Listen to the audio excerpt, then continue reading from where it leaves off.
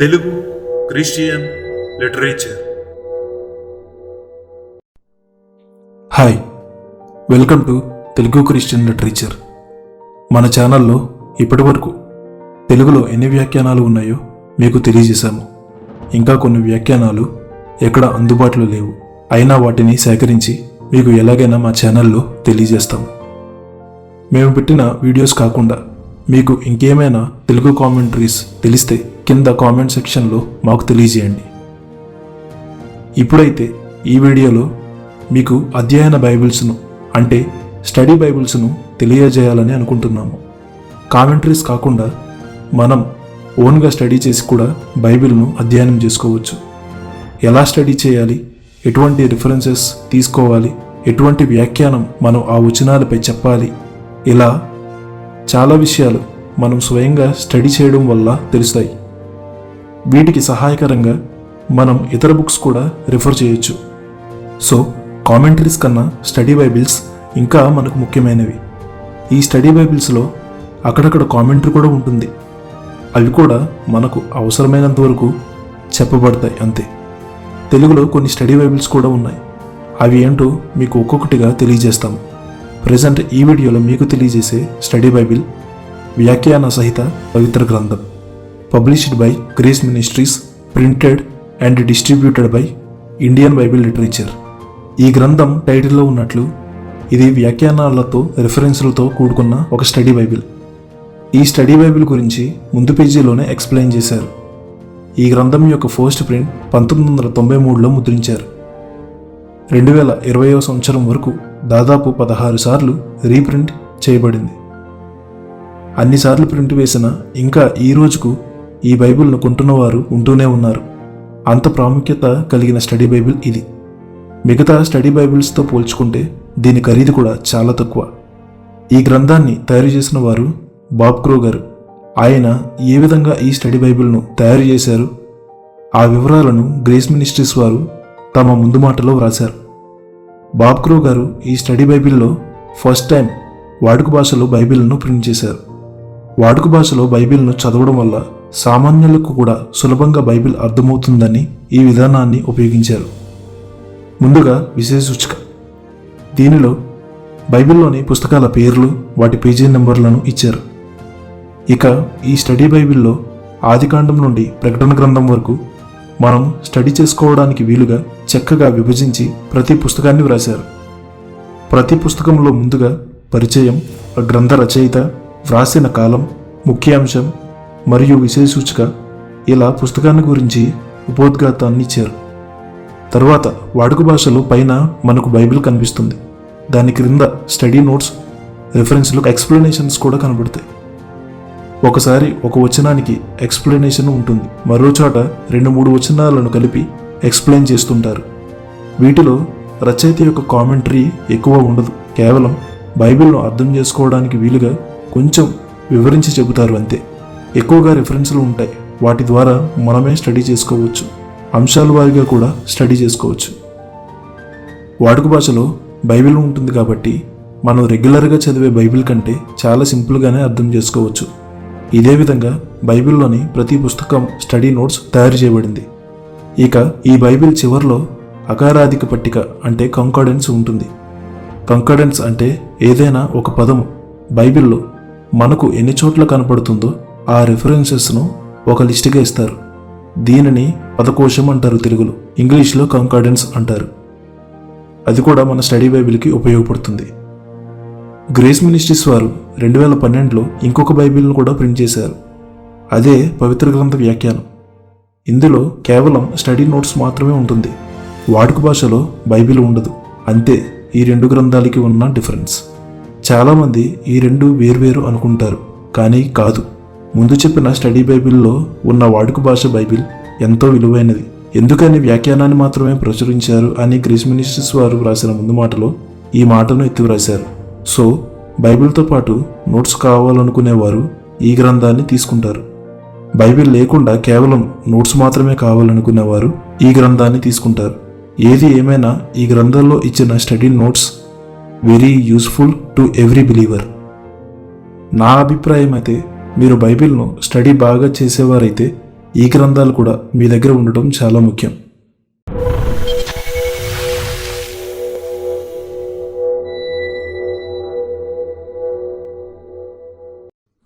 Telugu study బైబిల్స్లో మీకు తెలియజేసే next study Bible సంపూర్ణ జీవము అధ్యయన Bible, published by Life Publishers International. ఇది ఒక ఇంగ్లీష్ స్టడీ బైబిల్ యొక్క తెలుగు తర్జుమా. దీని general editor Donald C Stamps MA MDV. ఇంకా ఎవరెవరు ఈ స్టడీ బైబిల్కు సహకారం అందించారో వారి పేర్లు ఈ గ్రంథం ప్రారంభంలోనే ఇవ్వబడ్డాయి. వాటిని మనం ఇక్కడ చూడవచ్చు. ఈ స్టడీ బైబిల్లో యూజ్ చేసిన బైబిల్ సొసైటీ ఆఫ్ ఇండియా వారి తెలుగు వెర్షన్.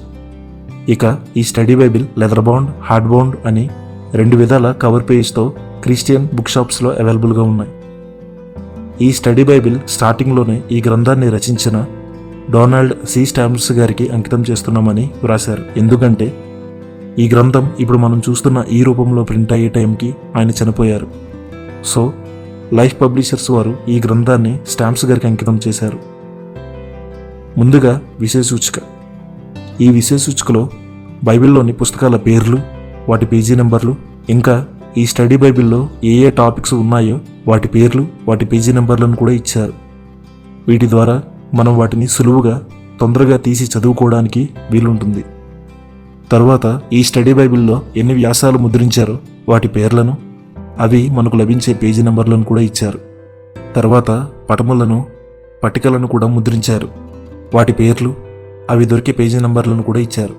వీటి తర్వాత సంక్షిప్త చిహ్నాలు అనే టైటిల్తో బైబిల్లోని పుస్తకాల పేర్లను షార్ట్ ఫామ్లో ఏ విధంగా వీరు సూచిస్తూ వ్రాశారో ముందుగా ఇచ్చారు.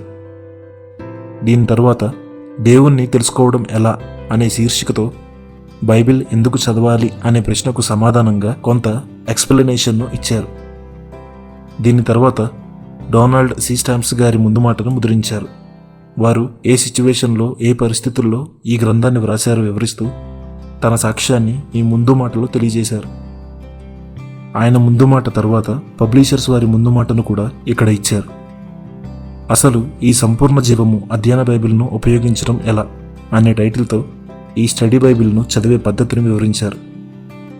విభాగ శీర్షికలు అంటే బైబిల్లోని సంఘటనలను, విషయాలను ఇంకా సులభంగా అర్థం చేసుకోవడానికి హెడ్లైన్స్ ఇచ్చారు. సో ఆ ప్యాసేజెస్లో ఏముందో ఆ హెడ్లైన్స్ ద్వారా మనం తెలుసుకోవచ్చు. క్రాస్ రిఫరెన్స్ పద్ధతి.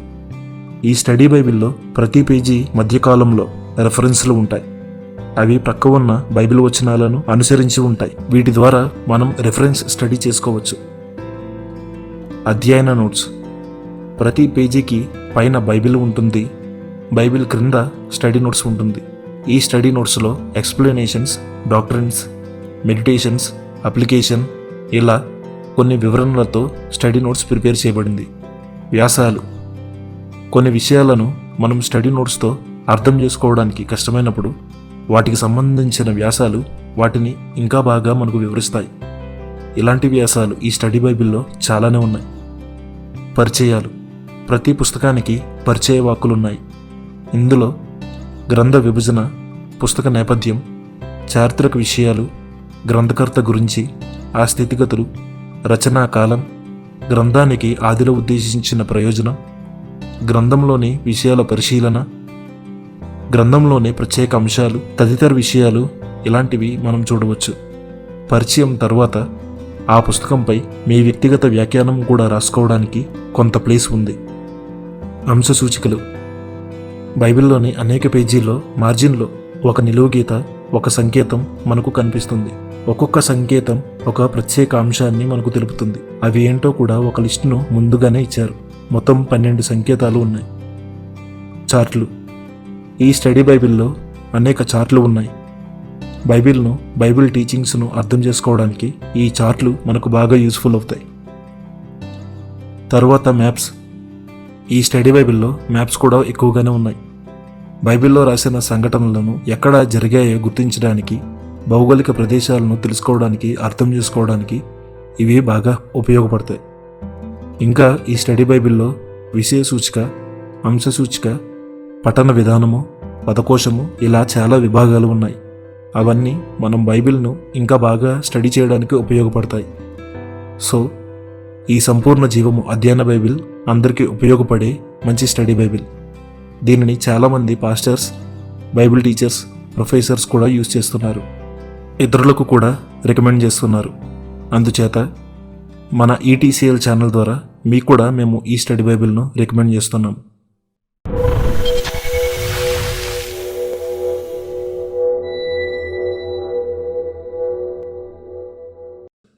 తెలుగు స్టడీ బైబిల్స్లో మీకు తెలియజేసే నెక్స్ట్ బైబిల్ డానియల్ రిఫరెన్స్ పరిశుద్ధ గ్రంథం, రిటన్ బై ఎంపీ డానియల్ గారు, MA DD, and published by Daniel publishing company. AP Daniel గారు దాదాపుగా 18 సంవత్సరాలు అవిరామ కృషి చేసి ఈ స్టడీ బైబిల్ను తయారు చేశారు. దీనిని మొట్టమొదట మలయాళ భాషలో 1993లో ముద్రించారు.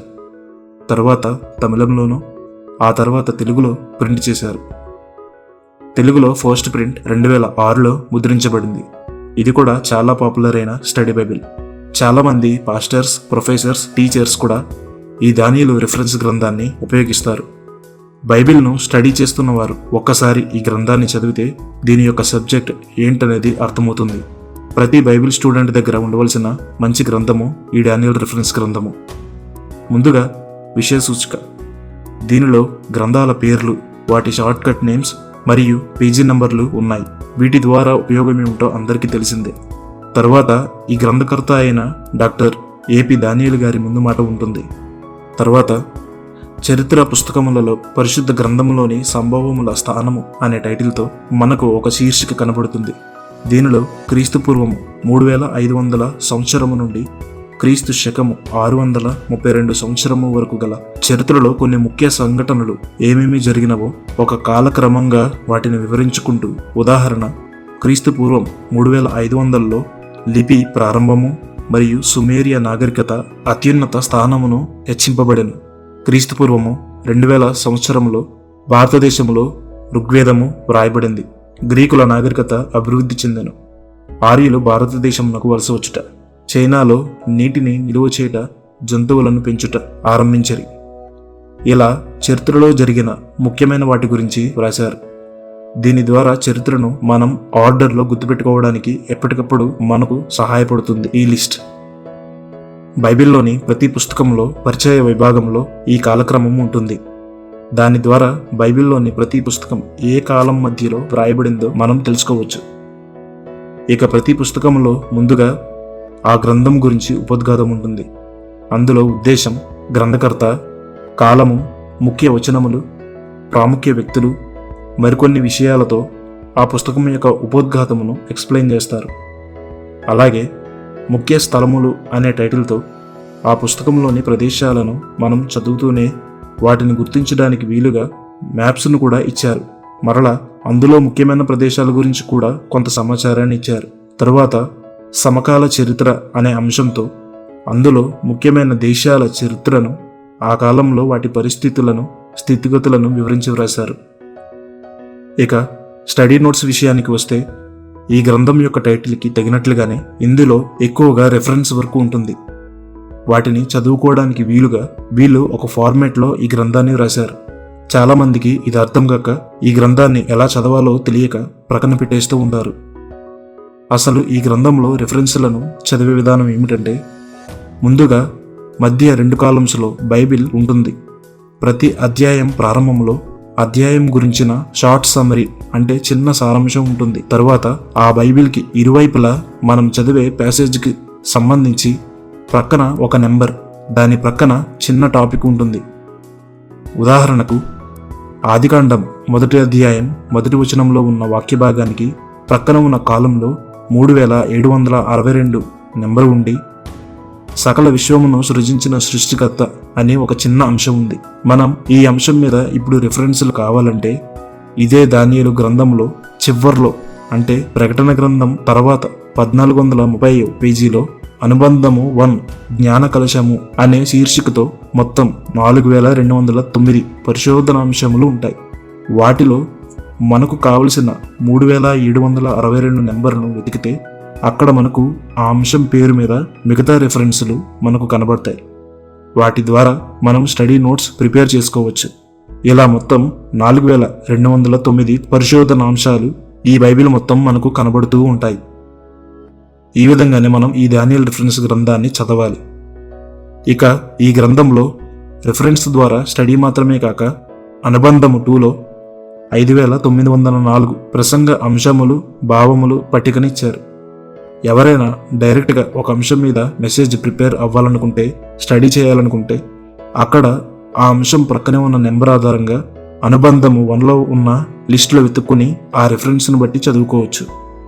అనుబంధము 3లో పరిశుద్ధ గ్రంథ భూగోళం మరియు భూపటముల జాబితా, వీటి ద్వారా బైబిల్ భౌగోళిక చరిత్రకు సంబంధించిన సమాచారం తెలుసుకోవచ్చు. అనుబంధము 4లో ఉద్దేశముల జాబితా ఉంది. మొత్తం 938 ఉద్దేశముల జాబితా ఈ దానియేలు గ్రంథంలో ఉంది. ఇక్కడ ఉద్దేశము, వాటి ప్రక్కన రిఫరెన్స్, దాని ప్రక్కన పేజీ నెంబర్స్ ఉంటాయి. ఆ పేజీలోకి మనం వెళితే అక్కడ దాని గురించిన వివరణ ఉంటుంది. ఇది కూడా ఉపయోగకరమైనదే. అనుబంధము 5లో పరిశుద్ధ గ్రంథమునందున్న 1494 పేర్లకి అర్థములు ఉంటాయి. ఇంతవరకు ఏ స్టడీ బైబిల్లో ఈ టాపిక్ నేను చూడలేదు. అనుబంధము 6లో పదకోశం ఉంటుంది. పదకోశం అంటే ఏదైనా ఒక పదం బైబిల్లో మనకు ఎన్ని చోట్ల కనిపిస్తాదో ఆ రిఫరెన్స్లు ఇక్కడ ఒక లిస్టుగా ఇస్తారు. దాదాపు 2000 కంటే ఎక్కువ పదాలకు ఇక్కడ పదకోశం ఇచ్చారు. చివరిగా అనుబంధము 7లో అనుదినము వాక్యము ధ్యానించుట అనే టైటిల్తో 1 ఇయర్ బైబిల్ రీడింగ్ ప్లాన్ను ఇచ్చారు. దీని ద్వారా సంవత్సరానికి మనం బైబిల్ చదవడం పూర్తి చేయవచ్చు. ఇది కూడా చాలామందికి ఉపయోగపడుతుంది. ఈ విధంగా డానియల్ రిఫరెన్స్ బైబిల్ స్టడీ చేసే వారందరికీ చాలా ఉపయోగకరమైనది.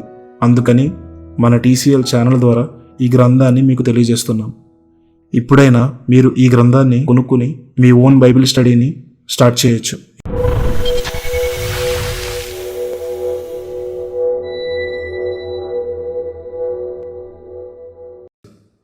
తెలుగు స్టడీ బైబిల్స్లో మీకు తెలియజేసే నెక్స్ట్ స్టడీ బైబిల్ అధ్యయన Bible by Bible society of India, Bengaluru. ఈ అధ్యయన బైబిల్ కూడా చాలా ఫేమస్ అయిన స్టడీ బైబిలే. బేసిక్ స్టడీ బైబిల్గా దీనిని మనం చదువుకోవచ్చు. అలాగే ఇతరులకు కూడా రిఫర్ చేయొచ్చు. ఇందులో ఉన్న మ్యాటర్ మొత్తం కొత్తగా బైబిల్ స్టడీ స్టార్ట్ చేసిన వాళ్లకు బాగా ఉపయోగపడుతుంది. నా దగ్గర ఉన్న ఈ అధ్యయన బైబిల్ 2019లో ప్రింట్ అయిన ఎడిషన్. సో అసలు ఈ అధ్యయన బైబిల్లో ఏముంది? ముందుగా విషయ సూచిక. ఈ విషయ సూచికలో అంశాల పేర్లు, అలాగే బైబిల్ పుస్తకాల పేర్లు, వాటి పేజీ నెంబర్లను ఇచ్చారు. వీటి ద్వారా మనకు కావలసిన అంశాన్ని కానీ మ్యాటర్ను కానీ చదువుకోవడానికి సులభంగా ఉంటుంది. తర్వాత బైబిల్ ఆవిర్భావం అని, అసలు మన చేతిలో ఉన్న ఈ బైబిల్ ఎలా వచ్చింది అని వివరించారు. దీనిలో మరికొన్ని చిన్న అంశాలు కూడా ఉన్నాయి. అవి మౌలిక కథనాలు, బైబిల్ వృత్తాంతాలను గ్రంథస్థం చేయడం, యూదుల లేఖనాల సేకరణ, మారుతున్న కాలం బైబిల్ గ్రంథం, క్రీస్తు ఆయన అనుచరుల గాథలు మరియు బైబిల్ అనువాదం. ఇలా సబ్హెడ్డింగ్స్తో కొన్ని విషయాలను ఈ బైబిల్ ఆవిర్భావం అనే శీర్షికలో వివరించారు. తర్వాత వివిధ క్రైస్తవ సాంప్రదాయాలకు చెందిన బైబిల్లోని పాత నిబంధన పుస్తకాలు అని క్యాథలిక్, ఆర్థోడాక్స్, ప్రొటెస్టెంట్స్ బైబిల్లోని పుస్తకాల లిస్టును ఇక్కడ ఇచ్చారు. మనం వాడుతున్న బైబిల్లోని పుస్తకాలు 66 ఉంటాయి. కానీ క్యాథలిక్స్ యూజ్ చేస్తున్న బైబిల్లో ఇంకా ఎడిషనల్గా కూడా ఉంటాయి. అవి ఏంటో కూడా ఒక లిస్టును ఇక్కడ ఇవ్వడం జరిగింది. తర్వాత బైబిల్లోని వివిధ సాహిత్య రీతులు అని బైబిల్లో ఉన్న పుస్తకాలలోని రచనా శైలిని గురించి వివరించారు.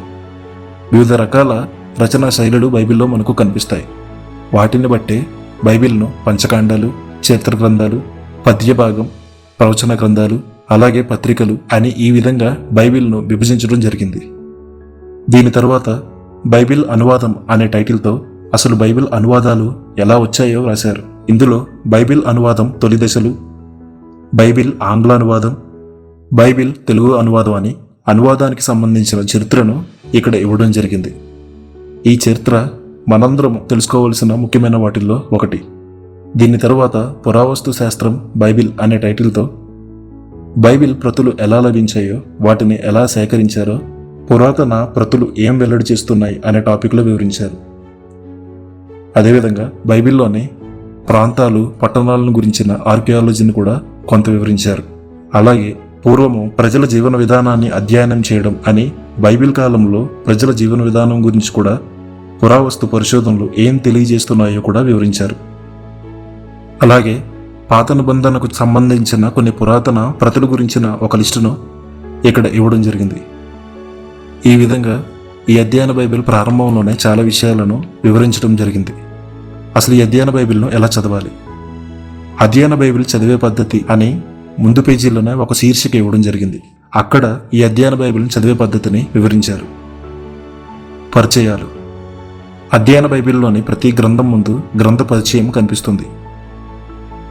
అందులో గ్రంథ ప్రత్యేకత, రచనావశ్యకత, పూర్వకత, నిర్మాణం ఇత్యాది వివరాలు ఈ పరిచయంలో కనిపిస్తాయి. తరువాత వివరణలు. అధ్యయన బైబిల్లో వివిధ వివరణలు ఈ క్రింది చిహ్నాలతో మీకు కనిపిస్తాయి. ఆ చిహ్నాలు ఏ విధంగా ఉంటాయో ఒక లిస్టును ఇక్కడ ఇవ్వడం జరిగింది. అలాగే ఈ అధ్యయన బైబిల్లో వ్యాసాలు, చిన్న వ్యాసాలు అని దిగువ ఇచ్చిన క్లుప్త వివరణల కంటే అదనపు సమాచారం అవసరమైన చోట ఆయా విషయాలను వివిధ వ్యాసాల్లోనూ చిన్న వ్యాసాల్లోనూ పొందుపరచడం జరిగింది. ఈ అధ్యయన బైబిల్లో సుమారు 103 చిన్న వ్యాసాలు ఉన్నాయి. తరువాత దేశ పటాలు. బైబిల్ ప్రదేశాలను సునాయాసంగా గుర్తించగలిగేలా ఈ అధ్యయన బైబిల్లో రకరకాల దేశపటాలు ఉన్నాయి. బైబిల్లో వివిధ ప్రదేశాల పేర్లు మనకు కనిపించినప్పుడు మనం వెంటనే ఈ దేశపటాలను చూసినట్లయితే విషయం మరింత క్షుణ్ణంగా అర్థమవుతుంది. అలాగే ఫుట్ నోట్స్, పాద సూచికలు. సాధారణ బైబిల్లోని పాద సూచికలను యథావిధిగా ఈ అధ్యయన బైబిల్లో కూడా పొందుపరచడం జరిగింది. ఇక ఈ గ్రంథానికి ఆఖరులో పాఠకుల ఉపయోగార్థం అని బైబిల్ కాలాల గురించి ఒక చిన్న ఎక్స్ప్లెనేషన్ కూడా ఉంటుంది. ఈ విధంగా ఈ బైబిల్ సొసైటీ వారి అధ్యయన బైబిల్ ఉంటుంది. ఈ అధ్యయన బైబిల్ క్రొత్తగా స్టడీ చేయాలనుకునే వారికి బాగా ఉపయోగమైనది. సో దీనిని కూడా మన TCL ఛానల్ ద్వారా మీకు రికమెండ్ చేస్తున్నాం.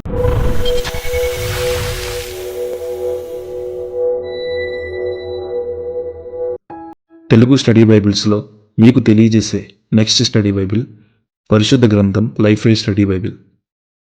ఈ గ్రంథంలో ఉన్న study notes Christian standard Bible by Holman Bible publishers నుండి ట్రాన్స్లేట్ చేయబడింది. ఇందులో యూజ్ చేసిన Holi Bible Bible society of India వారి పర్మిషన్తో ప్రింట్ చేసిన BSA version. Life way publishers వారు, బైబిల్ సొసైటీ ఆఫ్ ఇండియా వారు, హాల్మన్స్ బైబిల్ పబ్లిషర్స్ వారు, ఇలా వీళ్ళందరి సహకారంతో తయారు చేయబడిన లేటెస్ట్ స్టడీ బైబిల్ ఈ లైఫ్ వే స్టడీ బైబిల్. ఈ study Bible cover page different కలర్స్తో ప్రింట్ చేయబడింది. అవి ఏ కలర్స్లో అవైలబుల్గా ఉంటాయో వాటి ISBNతో సహా ఒక లిస్ట్ ముందు పేజీలో ఇచ్చారు. ముందుగా విషయ సూచిక. దీనిలో ఏ టాపిక్స్ ఉన్నాయో వాటి పేర్లు, అవి లభించే పేజీ నెంబర్స్తో సహా ఇచ్చారు. వాటి వల్ల మనకు కావలసిన వాటిని సులభంగా వెతుక్కుని చదువుకోవడానికి వీలుంటుంది. Life Way Telugu study Bible ఉపోద్ఘాతం అనే టైటిల్తో ఈ గ్రంథం ప్రధాన సంపాదకులు అయిన reverend doctor Joel Jaswanth Gummadi గారు ఈ స్టడీ బైబిల్ను ఏ ఉద్దేశంతో రాశారో, ఎలా విషయాలను సేకరించారో వారి ముందు మాటలో చక్కగా వివరించారు. Life Way Telugu study Bible విశేషతలు. ప్రతి పుస్తకానికి వివరణాత్మక ఉపోద్ఘాతం. బైబిల్లోని ప్రతి పుస్తకానికి పరిచయం, గ్రంథ రచనాకాలం, నాటి పరిస్థితులు, గ్రంథ సందేశము, ఉద్దేశము, బైబిల్లో ఆ గ్రంథం పాత్ర, గ్రంథ నిర్మాణం, గ్రంథ విభజన, ఇలా ప్రతి పుస్తకానికి ఉపోద్ఘాతం రాశారు. వాటి ద్వారా ఆ పుస్తకం గురించి మనకు పూర్తి అవగాహన వస్తుంది. సరిపోల్చే క్రాస్ రెఫరెన్స్లు. ఈ గ్రంథంలో పైన హోలీ బైబిల్ ఉంటుంది. బైబిల్ క్రింద వాటి యొక్క స్టడీ నోట్స్ ఉంటుంది. ఆ పైన ఉన్న బైబిల్ ప్రక్కన వాటికి సంబంధించిన క్రాస్ రిఫరెన్స్లు ఉంటాయి. వీటి ద్వారా మనం రిఫరెన్స్లను స్టడీ చేసుకునే అవకాశం ఉంటుంది. బైబిల్ సొసైటీ ఆఫ్ ఇండియా వారి బైబిల్ పాఠ్యం. ఇందులో ఉపయోగించిన బైబిల్ మనం రెగ్యులర్గా ఉపయోగించే BSA వర్షన్. సో మనం ఎప్పుడూ చదువుకునే వాక్యం పైనే మనం స్టడీ చేస్తున్నాం అని అర్థం. సిద్ధాంతాలు. ఈ స్టడీ బైబిల్లో మధ్య మధ్యలో 101 సిద్ధాంతాలను ఇచ్చారు. వాటిని పూర్తిగా వివరించకపోయినా వాటి యొక్క సారాంశాన్ని కొద్దిగా ఇచ్చారు. ఇవి కూడా మనకు ఉపయోగపడతాయి. విస్తృతమైన స్టడీ నోట్స్. బైబిల్లోని ప్రతి వచనానికి సంబంధించి స్టడీ నోట్స్ ఇవ్వడం జరిగింది. రిఫరెన్స్లు కానీ లేదా ఎక్స్ప్లెనేషన్ లేదా డాక్ట్రిన్స్ ఇలా రకరకాలుగా వివరించబడి ఉంటాయి. వాటి ద్వారా మనం స్టడీ చేసుకోవచ్చు. భౌగోళిక పట్టాలు. ఈ స్టడీ బైబిల్లో చివర లేదా మధ్య మధ్యలో కొన్ని భౌగోళిక పటాలను ఇచ్చారు. వాటి ద్వారా మనం బైబిల్లోని ప్రదేశాల గురించి, ప్రాంతాల గురించి పూర్తి అవగాహన పెంచుకోవచ్చు. పట్టికలు. బైబిల్లోని ప్రతి పుస్తకం చివరిలో ఆ గ్రంథానికి సంబంధించిన ముఖ్య విషయాలను కానీ లేదా సంఘటనలను కానీ పట్టికల రూపంలో తెలియజేశారు. వీటి ద్వారా విషయం మనకు ఇంకా బాగా అర్థమవుతుంది. చిత్రపటాలు. కొన్ని చిత్రపటాలను కూడా ప్రతి పుస్తకం చివరిలో ప్రింట్ చేయడం జరిగింది. తూనికలు, కొలతలు. బైబిల్లో కనిపించే కొన్ని కొలతలను, ఉదాహరణకు బరువు కొలతలను, పొడవు కొలతలను, ద్రావకాల కొలతలను ఇప్పుడు మనం ఎలా కొలుస్తామో ప్రక్కనే మనకు ఇవ్వడం జరిగింది. ధ్యానాలు. ఆధ్యాత్మిక ధ్యానాలు అనే శీర్షికతో ఈ స్టడీ బైబిల్ చివరిలో కొంతమంది రచయితలు ఒక్క అంశాన్ని వివరించడం జరిగింది. వాటిని కూడా మనం స్టడీ చేసుకోవచ్చు. వ్యాసాలు. కొంతమంది రచయితల చేత వ్రాయబడ్డ వ్యాసాలను కూడా ఈ స్టడీ బైబిల్లో ప్రింట్ చేశారు. స్టడీ నోట్స్లో మనకు దొరకని లేదా ఎక్కువగా వివరించబడని కొన్ని విషయాలు ఈ వ్యాసాల్లో వివరించబడతాయి. సో ఇవి కూడా మనకు ఉపయోగపడతాయి. ఇక క్యూఆర్ కోడ్. ఇదే ఈ స్టడీ బైబిల్కు ఉన్న ప్రత్యేకత. ఇంతవరకు ఎటువంటి స్టడీ బైబిల్స్లోనూ కామెంటరీస్లోనూ లేని విధంగా ఈ గ్రంథంలో ఈ క్యూఆర్ కోడ్ విధానాన్ని ప్రవేశపెట్టారు. ప్రతి గ్రంథంలో ఉపోద్ఘాతం చివర్లో ఆ పుస్తకానికి సంబంధించిన క్యూఆర్ కోడ్ కనిపిస్తుంది. బైబిల్లోని ప్రతి పుస్తకం యొక్క ఉపోద్ఘాతం చివర్లో ఆ పుస్తకానికి సంబంధించిన క్యూఆర్ కోడ్ కనిపిస్తుంది. దానిని మీ స్మార్ట్ ఫోన్స్లో ఉన్న స్కానర్స్ను ఉపయోగించి స్కాన్ చేయాలి. ఆ తర్వాత మీ మొబైల్లో ఒక లింక్ను చూపిస్తుంది. ఆ లింక్ను క్లిక్ చేయడం వల్ల మీరు ఆ గ్రంథానికి సంబంధించిన వెబ్సైట్లోకి ఎంటర్ అవుతారు. అక్కడ మీరు ఈ స్టడీ బైబిల్లో ఉన్న నోట్స్ను చూడవచ్చు. మీ దగ్గర ఎప్పుడైనా ఫిజికల్గా ఈ స్టడీ బైబిల్ దగ్గర లేనప్పుడు మీ స్మార్ట్ ఫోన్స్లో ఈ వెబ్సైట్ను సేవ్ చేసుకోవడం ద్వారా ఈ స్టడీ బైబిల్ను ఆన్లైన్లోనే చూసుకోవచ్చు. ఇది ఒక అద్భుతమైన ఫీచర్. ఇది చాలా సమయాన్ని మనకు సేవ్ చేసి పెడుతుంది. అలాగే చివర్లో పదకోశం కూడా ఇవ్వబడింది. పదకోశం అంటే కంకార్డెన్స్. ఏదైనా ఒక పదము బైబిల్లో ఎన్ని చోట్ల కనబడుతుందో ఆ రిఫరెన్స్లని ఒక చోట ఒక లిస్ట్కి ఇస్తారు. దీన్నే కంకార్డెన్స్ అంటారు. ఈ స్టడీ బైబిల్ చివరిలో పదకోశం కూడా ఇవ్వబడింది. ఇది కూడా మనకు ఉపయోగపడుతుంది. ఈ స్టడీ బైబిల్లో ఉన్న ప్రతి టాపిక్ని బట్టి కానీ, ఎక్స్ప్లెనేషన్స్ని బట్టి కానీ, స్టడీ నోట్స్ని బట్టి కానీ మనం ఇంకా ఎక్కువగా బైబిల్ను ఓన్గా స్టడీ చేయడానికి ఈ స్టడీ బైబిల్ బాగా ఉపయోగపడుతుంది. సో మన టీసీఎల్ ఛానల్ ద్వారా ఈ స్టడీ బైబిల్ను మీకు రికమెండ్ చేస్తున్నాం. ఇప్పటి వరకు మీకు తెలుగులో లభించే ప్రతి అధ్యయన బైబిల్ను గురించి తెలియజేశాను. అలాగే కామెంటరీస్ గురించి కూడా తెలియజేశాను. రాబోయే వీడియోస్లో మరికొన్ని పుస్తకాలను గురించి మీకు రివ్యూ ఇవ్వడం జరుగుతుంది. సో వాటి అప్డేట్స్ కోసం ఇప్పుడే మీరు ఈ ఛానల్ను సబ్స్క్రైబ్ చేసుకోండి, లైక్ చేయండి, షేర్ చేయండి. నోటిఫికేషన్ కోసం బెల్ ఐకాన్ను క్లిక్ చేయండి. అందరికీ నా వందనాలు.